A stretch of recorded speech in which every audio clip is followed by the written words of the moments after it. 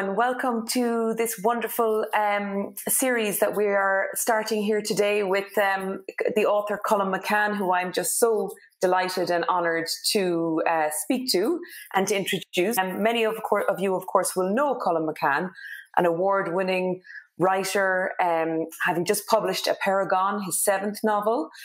Colin was born in Ireland, in Dublin. I can't wait to speak to him about a wonderful trip he undertook cycling across the United States over 18 months. But at the end of that, I think he's settled in New York, where he's lived with his family for more than 20 years. So, Colin, it's just such a pleasure to speak to you today. I've been a big fan for a long time. I've loved so many of your books. But I'd like to start just by talking about your latest book, Apeirogon, which, as I said, is your 7th novel, listed for the Man Booker Prize, and really just a heartbreakingly beautiful story of love and loss and belonging, situated in the Middle East, and really telling the story, I guess, of two fathers who've suffered immense tragedies and how they really share that tragedy to a very good end. I just want to read one review of it, very, very short one, because I thought it was very interesting, and it was in The Guardian, and it described it as a masterpiece, a novel that will change the world. So no small praise there, Colin, but maybe could I start just by asking you to tell us about the two men at the centre of the novel? Sure, thank you, Fionnuala, and it's such a pleasure to be talking with you, and an honour to be together, and you know, I feel that we're representing Ireland in all sorts of ways. I think you and I have had similar trajectories in many ways, and coming from journalism, and you know, in many ways. This book, Apeirogon, even though it's a book is set in Israel and Palestine, it's very much an Irish novel. It has to be an Irish novel. In the same way that the work that you do is. With the embassies and with the consulates and so on, is broadening Irish culture into new and different places. And sometimes we make these profound engagements with cultures simply because we are able to cross borders with one another. That's my telephone ringing in the background. I apologize for that. But in writing Apeirogon, I went to Israel, Palestine, and I met these two men, Rami Elhanan and Bassam Aramin, and got to know them over the course of 5 years. And they absolutely sort of blew my heart away in the most extraordinary way, simply by telling their stories. So, sorry, and guess who that was? Did you hear somebody in the background there, Fionnuala? That was Loretta Brennan Glucksman. I heard a little bit of noise. Yeah. Oh wow! So, the world is small. Loretta, for those who don't know, Loretta Brennan Glucksman is one of the great statespeople. We often call her the Queen of Ireland. She's a philanthropist here in New York, and she was involved with the American Ireland Funds for many years. This is what happens in Zoom land. We get these sort of spectacular interruptions. But I'm very flattered by the review you read. But I'm also aware that if you believe the good reviews, you also have to believe the bad reviews. So I don't believe any of the reviews. I think it's important. And I also think it's important to develop, consciously develop a humility in relation to going in elsewhere.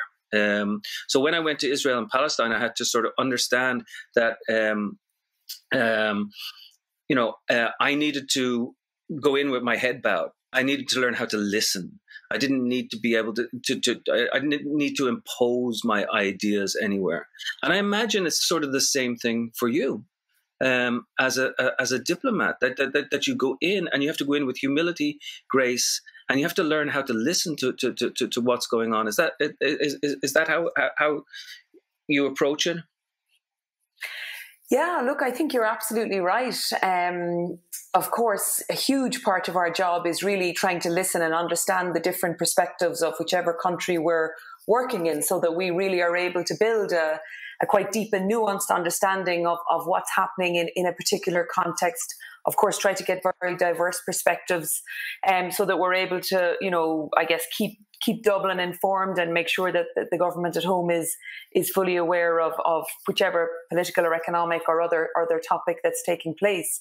But you're right. I mean, I think listening actually is such an underrated skill, and that's at the core of Apeirogon. And I think what makes it so important, I mean, I kept coming back to that idea of just whether you're in the Middle East, as your book was cited, or of course Northern Ireland or any other place, just to stop and listen and try to put yourself in the shoes of the other person and really understand and know each other.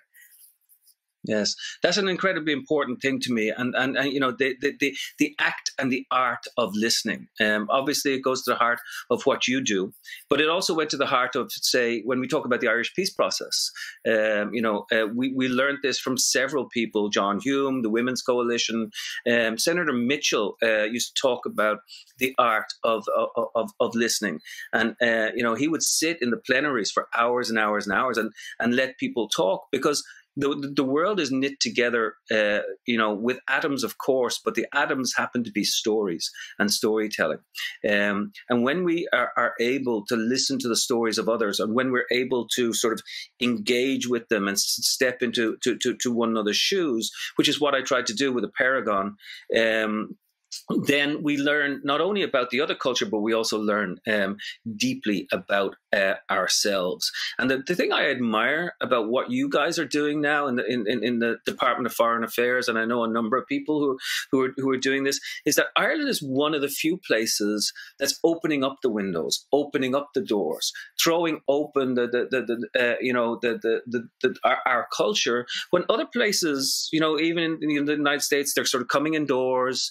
They're putting a GPS on the imaginative ability and shutting themselves off. Whereas in Ireland, in the diplomatic corps, and also I think artistically, we are sort of embracing, and I hesitate to use the word other, because I don't want it to be misinterpreted, because maybe there is no other as such, but we're going to other places, and it just does seem that there's a really healthy time for Irish culture and for what we happen to be doing sort of together. Yeah. Well, I think there's an awful lot of truth in what you've said, actually, and I'm also very proud of that. And I think, you see it in our most recently published diaspora strategy that just came out very recently, actually. And it is the broadest possible definition of the global family that you can imagine. So, of course, it is people born on the island of Ireland living overseas and the families, the descendants of Irish people. But it's also, we talk about the affinity diaspora. So the people that feel a really deep connection to, and be that through music or through literature or through having visited here. We talk about the reverse diaspora, so the people that lived or studied or worked in Ireland and have now gone back home. And I think that, that real openness to being inclusive is so important in a world, as you say, that in some places is definitely turning inwards.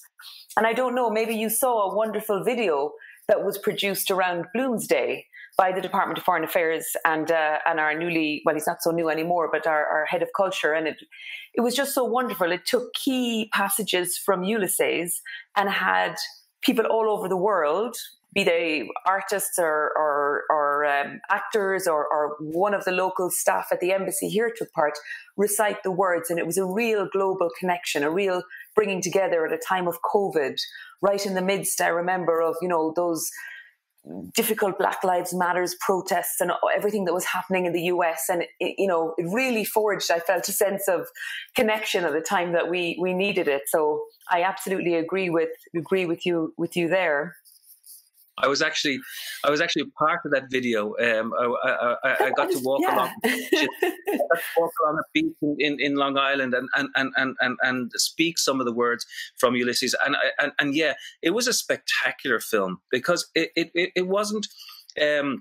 trying to showcase itself. It was subtle, and it was meaningful, and it sort of engaged. And I have to say, I thought it was really one of those pieces of art that will be used and remembered for a long time.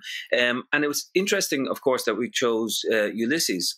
My own relationship to Ulysses is interesting, I suppose, because I grew up in Ireland in the 70s and 60s and 70s, and Joyce wasn't such a big deal in Ireland, as you probably know, at that stage. Or, it was more at the periphery. Not everybody was going to, be celebrating Bloomsday, and there weren't statues of Joyce around, and they were knocking down Eccles Street and doing all these things. Nowadays, the book and Joyce itself is almost an industry. But for me, I love it. I love Bloomsday in particular because it's like a thinking man's Paddy's Day, and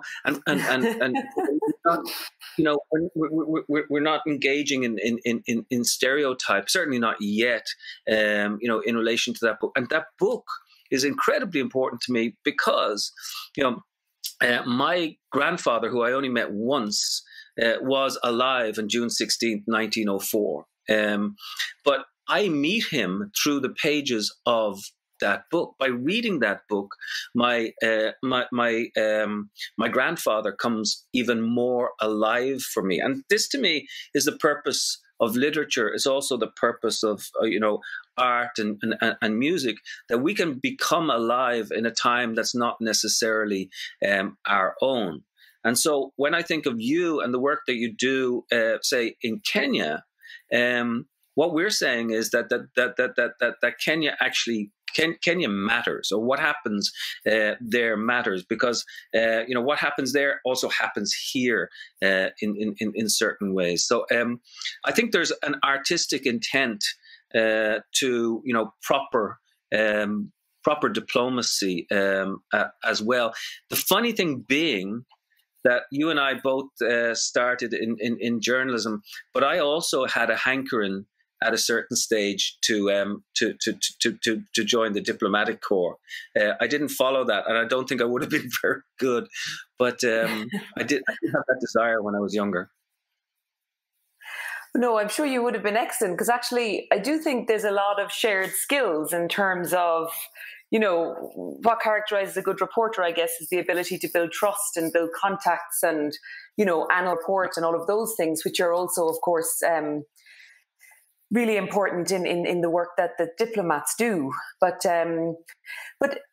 coming back, I guess, to Apeirogon for a moment, I was really interested actually in, you raised, of course, George Mitchell there in The Art of Listening. You spoke about that, and indeed he features, of course, in Apeirogon, and he featured even more in Transatlantic, I know.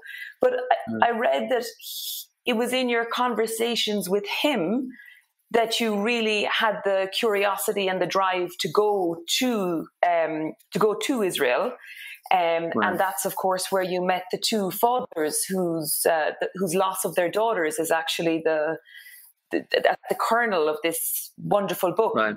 Can you tell us a little bit about your relationship with George Mitchell and your trip to the Middle East?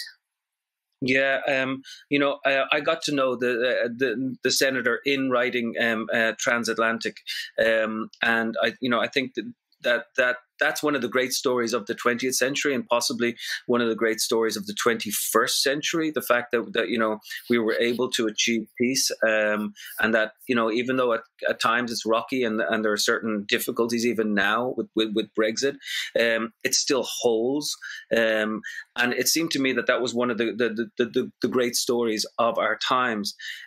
I got to know the senator in the course of that book, but then I got to know him even more afterwards, because he became a good friend, and we walked together and hiked together, and our families got to know one another. And at one stage, Senator Mitchell said to me, he said, we were talking about his years after Ireland, and he had gone as special envoy to the Middle East under the Obama administration. And he said, well, you think Ireland was complicated? You really should try. You really should try the Middle East. A part of me was like, in the back of my head, I'd always wanted to go there, because we all go to Jerusalem in a way, or certainly that area of the world, because it's where these three continents meet. It's where these languages meet, and it's also where at least three major religions come together, sometimes contentiously, and there's so much there that's nuclear, and so. Even though I didn't at first know all that much about what was going on, I went across on a fact-finding mission with a non-profit that I work with, Narrative 4. And Narrative 4 gets young people to step into one another's shoes and tell each other's stories. I went with a group of artists and activists, and that's when my heart was blown completely open when I met Rami and Bassam. And then I had to confront my own ignorance, basically, in relation to what was going on over there. So I went back, numerous times. I traveled with Rami on his motorbike. I traveled with Bassam in his car. I walked through checkpoints. I stayed with their families. I hung out in Ramallah. I hung out in Hebron. And tried to soak up the atmosphere in order to try and pay homage to their story. Because what's most interesting about this book is really only the grace and the courage of these men who, so I say something actually quite simple in the end. They say, we need to know one another. And that might sound like exceedingly simple, but maybe it's really profoundly difficult to do, especially in this day and age. And these are men who are sort of born to be enemies of one another. They should have been trying to turn ideas into revenge. Instead of turning towards revenge, they turned towards justice. And that to me was, and the ability to know one another, their empathy for one another and their friendship is actually quite radical. And it's hard for us to understand that, what they do on an everyday basis, going to schools in Israel, going to schools in Sweden, Ireland, and lecturing around the world, is quite dangerous. And storytelling can be dangerous too. It's not just some airy light thing, kumbaya in the background. In proper hands, this stuff can work miracles, but in the wrong hands, storytelling can send our kids to war. So it has to be properly looked at. And so in working with Narrative 4, we bring these young people together to listen to one another, and then to retell their partner's stories back in the first person, and then we turn that into action on the ground. In fact, now that I have you captive, I have to say that we've been doing a lot of work in Nigeria recently. And we're expanding outwards. We're also doing a lot of work in South Africa and Tanzania. And I hope at some stage we'll be able to link up in Kenya and elsewhere. Because I'm sorry. Go. No, please go ahead. Finish. No, I love the idea of young people from Limerick or the Bronx or Mexico or Kentucky or wherever it happens to be, being able to clue into other people's lives. And it's possible now because of the digital transformation, and also because of what happened this year, where we all had to reconsider, reconnect, pivot around, and learn how to use this technology, which we would never have done this time a year ago. Yeah. No, I was just about to say, I think I was struck recently, I think Narrative 4, so it's not just kids obviously in conflict zones or from obvious, different sides of the peace wall. I think I read recently that you got kids from Kentucky and, maybe California or something together. So, a kind of almost the red and blue. That's right. So tell me a little bit about that. Well, that was absolutely so superb, and I have to say we do it, in Ireland as well. I'll tell you a little bit about Ireland. We had kids from Ireland and England get together, but this is not necessarily conflict resolution or conflict zones. In fact, sometimes it's not a good idea to go into conflict zones like Israel-Palestine. It would not be a good idea to get the young people together. It's much better to get the kids, say, in Israel talking with kids from Haiti, and the kids from Palestine talking with kids from Chicago, for instance. And then when they go back, they get shifted somehow, and their world changes in that way. But one of the projects that we have done, and this is really relevant for America today, we got kids from the South Bronx, which is the second poorest congressional district in the United States. Mostly African American, mostly Black and or immigrant. Together with kids from Eastern Kentucky, Floyd County High School, mostly white and or Cherokee Native American. These ones mostly urban. These kids mostly rural. These kids mostly Trump. These kids mostly Biden. And they were terrified of one another. I mean, of meeting one another. What is she going to say about the fact that I have a shotgun in my pickup truck? Or what is he going to say about the fact that I wear a burqa and live in the South Bronx? And then when they came together, when they actually met one another and they told each other personal stories, and this is the key, nothing didactic, nothing sort of overarchingly political, but a personal story about my day, what happens in my day. They get completely changed, and they were changed, and so they got to know one another. Now they work together with one another, and they're working on projects to reduce opioid abuse in Kentucky, mental illness issues in the South Bronx, and these sort of things. And it just shows that just with a little bit of work and a little bit of engagement, so much is actually possible. And so we do that in many cases around the world. And, in Limerick, we did it with kids from Limerick and Birmingham a couple of years ago. That was amazing, And they weren't talking about Northern Ireland. They were talking about pop music, and, they were talking about also serious issues like suicide and things like that. And it was pretty amazing that and these young people, you got to give them credit because they're so much smarter. It just seems to me that they make a big place. Oh, very good, very good. It sounds like an amazing project. And I was thinking earlier as well, I mentioned it at the outset, I read about this great trip you undertook when you were very young, I think, and you'd spent probably what was a wonderful but writing-wise somewhat fruitless summer in Cape Cod in Massachusetts, and then took off on your bike across America and ended up in Texas and all kinds of places. I think finally helping maybe disadvantaged youths or being a guide for disadvantaged youths. So, and that's where you found your slang chops, I think. Yeah, that's where I learned about stories and storytelling. I mean, I did start out in the Irish press and the evening press, and I also worked for the Indo for a few years. But I gave that up at the age of 21 and went to the States. And people thought I was mad, and I wanted to try and write a novel. And I soon realized I didn't have the chops to write a novel, and I didn't have the stories.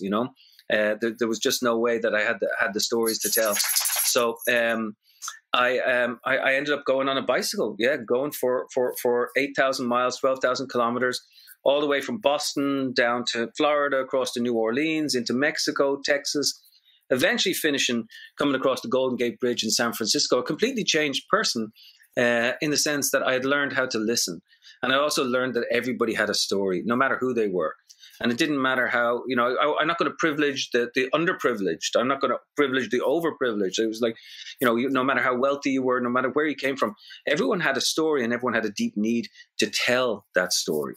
And that was an amazing thing. So then I went back to Texas and worked with kids who had been in juvenile detention, and got a chance to work with them for a couple of years. I probably, however, my bad joke is that I probably was making them more delinquent than they already were. It just sounds like an amazing trip. And I saw a photograph as well recently. I think you ran into a family that you'd stayed with for quite a long time on one of your recent book tours. Is that? Yeah, that you'd stayed with for a few months. And yeah. I went over the Raton Pass in New Mexico. I snapped a couple of spokes on my bike, which at the time you had a freewheel on a bike, which meant you were in serious trouble. So I stopped at the first bike shop I could find, and the family there, the McGuire family of all things, they taught me how to build wheels. And then just last year, going on book tour, they came to one of my events before COVID actually hit, and showed me photographs of I'd forgotten. I used to have a big head of hair, I had a big boof on hair, and it brought back great memories. There were a lot of good people, and it's very interesting to me. I wonder now. I sometimes think, what would happen if I got up on a bike again and went the same route?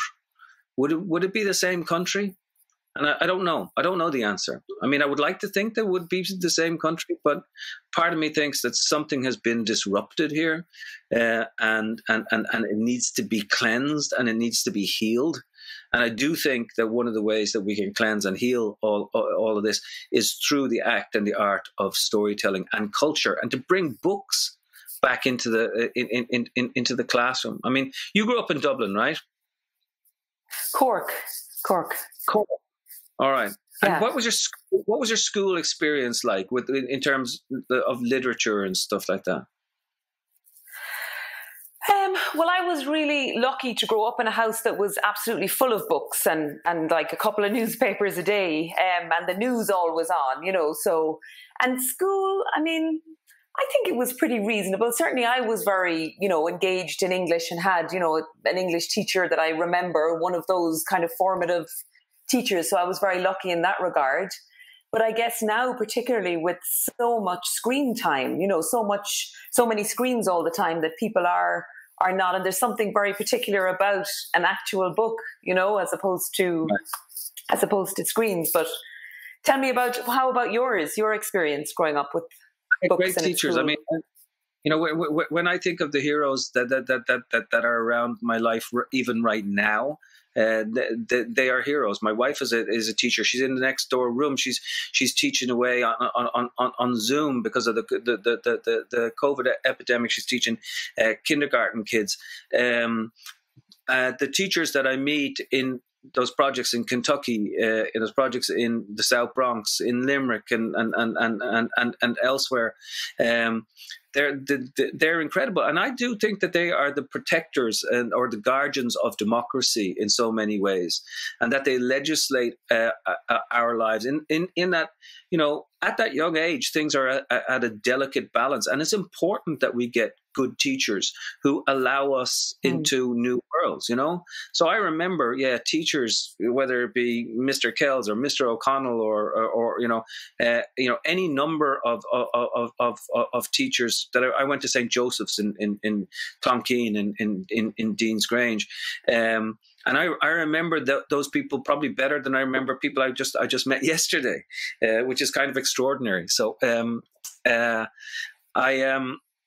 have great regard for the act and the art of teaching, and I think we need to treat them better. I think we really need to treat our teachers in a much more profound way. Yeah, no, absolutely. Well, my mom was a teacher, now retired and everything, but absolutely, I think they're such critical role models, and absolutely, a lot always to learn and remember from them. So how did you make the leap into journalism then, and then into the diplomatic corps? Well, I guess my eldest sister, so I'm the youngest of six, my eldest sister is also a journalist. But I grew up, I suppose, just absolutely loving English, loving writing, loving literature. And as I said, definitely in a bookish world. And then I guess, as I said, also very much engaged in current affairs and interested in that. So it seemed like kind of a natural path for me to take, but I was also always very interested in the world as well, and I'd always travelled quite a bit, and even as a journalist gone overseas a bit, and then Irish Aid, the government's overseas development programme, advertised for a press advisor, and they wanted a media professional to do it. You probably know, oftentimes within the Department of Foreign Affairs, staff they carry out all kinds of roles, be that human resources or whatever. But anyway, in short, in this occasion, they wanted an outside person to come in and do it, and I was lucky enough to get that. And then I guess I moved from there into the press office of the overall Department of Foreign Affairs and Trade, and then at some point I had been made permanent at that point, which meant I was eligible to go abroad.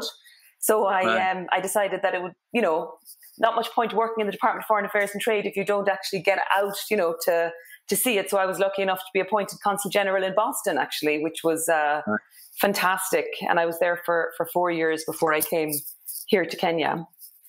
Tell me about Kenya. Speaking of Boston...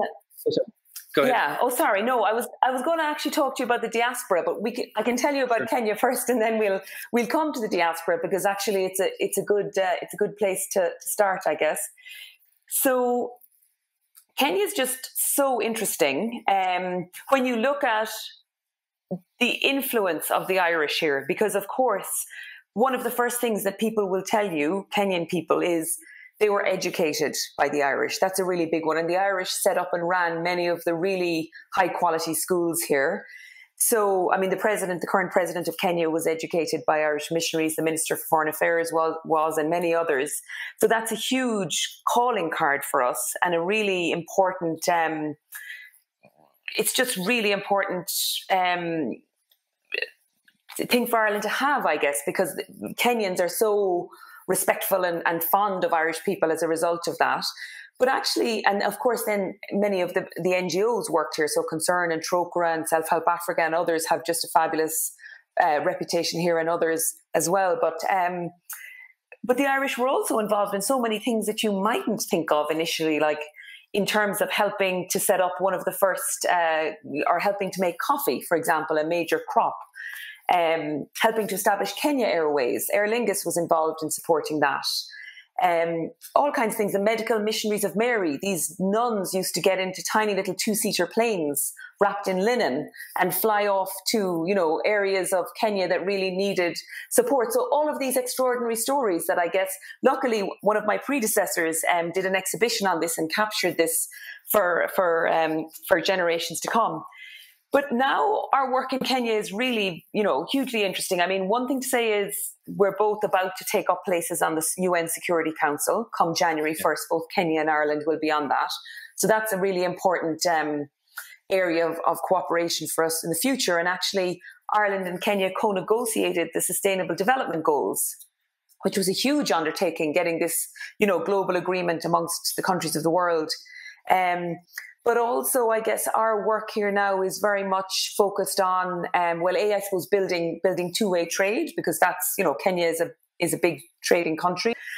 Trying to attract more Kenyan students to come and study in Ireland, but then also sharing our experience with Kenya, because it's very relevant in many ways, like our experience of developing agriculture or developing our foreign direct investment and things. So, and one of the big things, actually, we just had the final of it last week, is Young Scientists Kenya, which is absolutely modelled on Young Scientists Ireland and actually licensed by the good people at Young Scientists Ireland.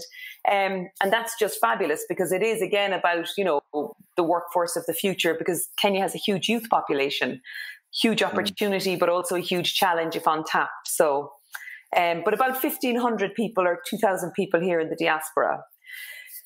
Amazing. Yeah. But I was going to talk to you about the US actually diaspora as well, because that's I mean, you have experience of that.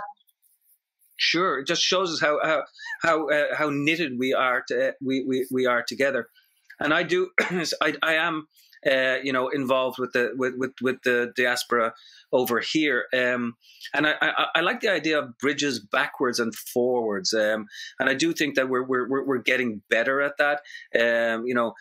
Ireland has a lot to give over here, and for a long time, I think there was an idea that that America would give, and that and there were stereotypical perceptions of Ireland and Irish Americans on the part of Irish people ourselves. We weren't giving the nuance that was necessary to Irish Americans and vice versa. And now I feel that part of our job is to scuff things up, to make things messy, to acknowledge that things are not as simple as some people want them to be. And let's be honest, some people have an investment in keeping these things simple, but it's the job of the artist in particular to go in and rough things up a little bit and say, no, it's not quite that simple. And you get people like Gabriel Byrne, who's also going to be part of this particular series, coming over and saying profound things and not afraid to stand up and say that we need to be we need to be like looking at these things that are bridges together, not just give, not just take, but to give as well, and also, I mean, like, this is probably not very diplomatic of me, but I'm sort of profoundly ashamed of some of the Irish names that are in the current American administration. But at the same time, I have to say there are people out there who are stirring it up and saying that that is not necessarily the only representation of Irish America. Irish America is not sort of like just a monolith. It's so much more than one thing, and that it gives me great hope, because I think young people at home can see that sort of thing and begin to look at America in a different way. Part of our problem is the disease of simplicity, it seems. The way we want to apply simplicity to everyone and everything. But we're so much more than one thing. I am so much more than just Irish, for instance, To have a singular label onto ourselves is part of the danger. And so I think part of our challenge is to get in there and say, oh, gosh, these things are complicated. And also to say, in answer to certain questions, I don't know. Let me find out. Instead of being diseased, as I said, with certainty and keeping the world narrow, part of our job is to make it sort of multitudinous and embrace that sort of difficulty that's going on as well at the same time. Mm. Mm, mm, mm. Yeah, I mean, I think I'm struck as well by what you were saying about exactly Ireland, Irish America as well, not being a monolith, because of course you just see, I mean, living in New York or in Boston, you just see such a variety of experiences. From, you mentioned the American Ireland funds earlier, and obviously, 1,000 of the wealthiest, most well-heeled Irish Americans. And then, of course, there are community centres that the Irish government is supporting through our immigrant support programme that's really helping Irish people who are in dire straits, be that because they're undocumented or suffering from drug abuse or alcohol abuse, or often, out of loneliness and the fact that obviously they are living, they're living such lives of fear as a result of their status. And I think, the government is working obviously hard on both of those issues, trying to, regulate their status, but also create a pathway for new immigrants. Because, of course, since the 60s, the pathway for Irish people to go to America has really, really narrowed. And I guess when you're talking about Irish America, then the challenge is, it's such a huge part of our identity, I think, as Ireland as well, these very close bonds with America and all of the advantages that that has offered us as a country. But then how do we keep that alive and rich and as you've said, keep it very much, you know, a two-way process. So obviously, and what I found in Boston was sometimes, I just quickly, and I wanted to ask you if you find this as well sometimes, is Ireland has changed, I think, at such a dizzying pace, even for those of us who lived on the island in 20 or 30 years. And sometimes I think, you know, that's difficult for people who haven't visited maybe in a long time to accept or to come to, you know, to get to grips with. And I wonder if you see that in New York as well. Yeah, I mean, you know, one of the difficulties for you know, immigrants and people who've left for a long time is that you can't go back to the country that doesn't exist anymore. You know, and sometimes some of the stories that are the best stories are the ones we're most thoroughly ashamed of. And you know, we talk about you know, we do have to talk about you know, some of the difficulties that we have confronted. At the same time, you know, there's such great stuff happening, and I know that you know the folks in New York, and they're developing the Irish Cultural Centre through the, you know, and that's an extraordinary project where, you know, millions and millions and millions of dollars to build a building that will belong to all of us. So, you know, be a little slice of Ireland right in the heart of West Manhattan. And these are, you know, young people, artists, and will give chance for voices to come out of, you know, different parts of Ireland and to come across over here and to represent some of that nuance, so that we become a much broader sort of people. And through that, I think you make political changes. I mean, all of these things are from the ground up. It's much more interesting for things to rise from underneath, to be random and to be crowdsourced and self-correcting, than to be pushed down from above.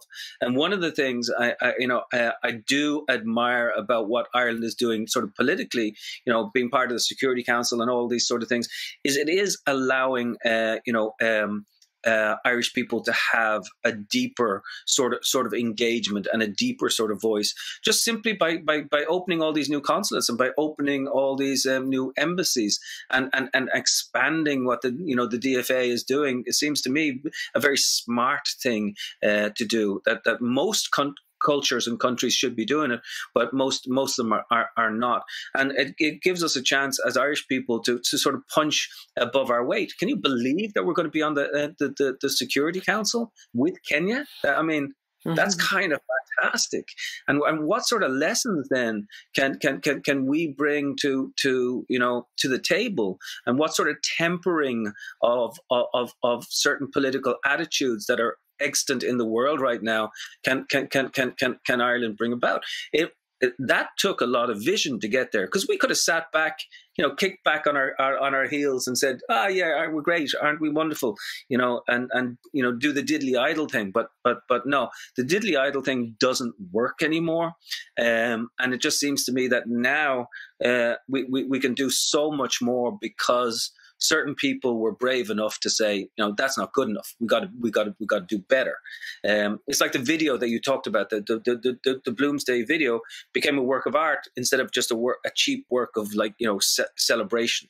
And that's the way we have to engage, I think, as citizens and also as artists and thinkers and all sorts of things. So, it gives me hope.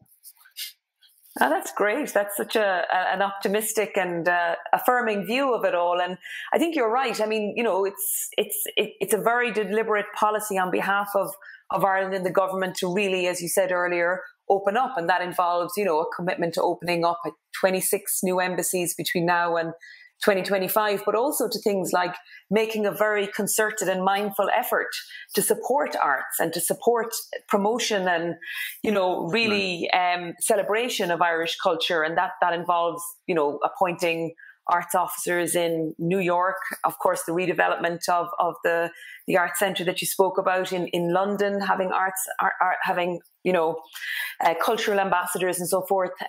Because I think there's a recognition that many people come to Ireland through our arts and our culture, be that because they read a Colum McCann novel, or they see a GAA match, or they love U2, or, you know, whatever it might be. They see Songs of the Sea, you know, that wonderful animation that Right. people love as well. So, but it's also a very powerful way to connect, I think, with our diaspora. And I think, I don't know if you know that Other Voices is going out tonight. Actually, it's being broadcast tonight, and there's a fantastic lineup of artists. But what they're also doing is they're lighting up the sky over the Guinness storehouse where it's happening, but they're also lighting up all the lighthouses around the coast.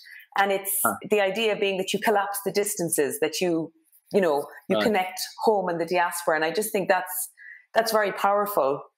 And Yes. it's art. It's connecting us through culture and through art, which I think is wonderful. That's fantastic. Yeah, Other Voices is one of those incredible things. And then you do have this coming together of music and literature. And I know we're almost at the end here, but can I say, I mean, one of the things that I experienced in Israel and Palestine is that I went across with the Irish musician Colum McCann, who's one of my favorite musicians. People know him from the Frames. They'll also know him from his solo career. But Colum carried his fiddle with him more or less everywhere.